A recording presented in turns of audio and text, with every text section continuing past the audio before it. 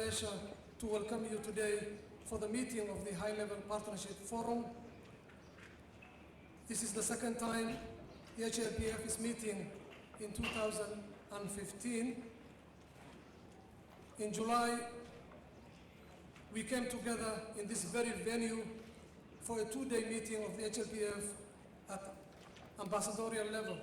On behalf of the federal government of Somalia, it's my pleasure to welcome you today to Mogadishu for the High-Level Partnership Forum. I have repeatedly said Somalia have made enough wars in the past.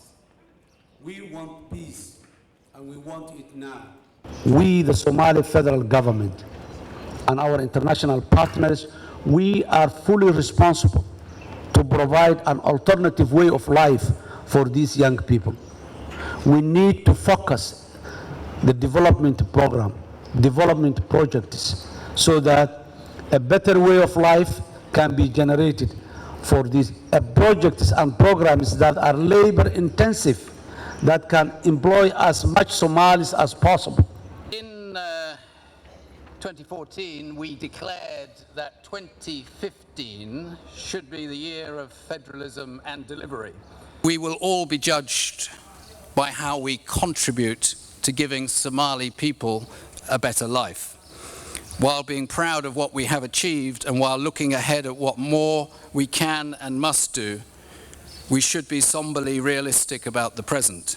The vast majority of Somalis continue to suffer poverty, displacement, insecurity, corruption, little rule of law or respect for human rights. We collectively need to do more.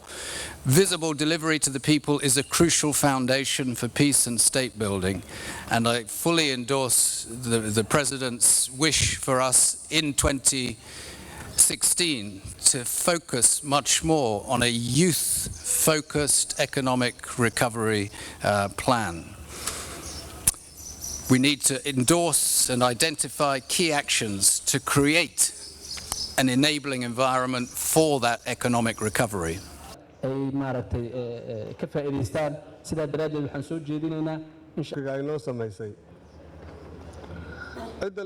Puntland government of Somalia is grateful to our international partners for their continued commitment to help Somalia in hard hour of need.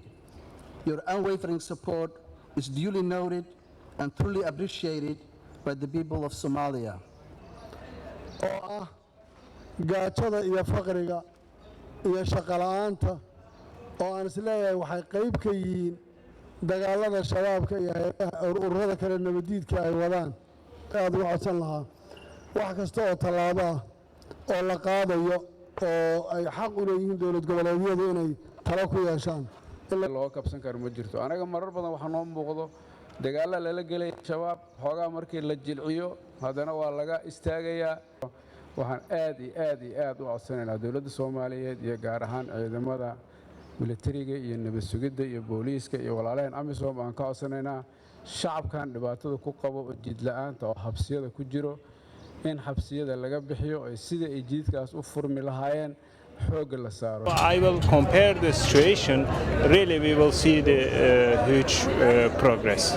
And then I mean that in the context of the economic development, in the context of the human rights, or in the context of the infrastructure, and then also the political area. Despite the progress, also we have huge problems. But this is a normal side of a country like Somalia, because Somalia now is trying to rebuild the state from scratch, and then also it has some huge economic problems, also the terrorism, you know, the Shabab. But despite of these challenges, Somalia now is gradually becoming a normal country. As a member of the international community, we should encourage and assist our Somali brothers and sisters in this endeavor. We believe that over the past few months, the government has made tremendous progress in the state formation processes, in overall public financial management, in the crafting of a national development plan, and putting together national youth policy and human rights policy as well. And I think there was a general agreement that progress needs to be sustained until we have the next meeting in Istanbul in February 2016.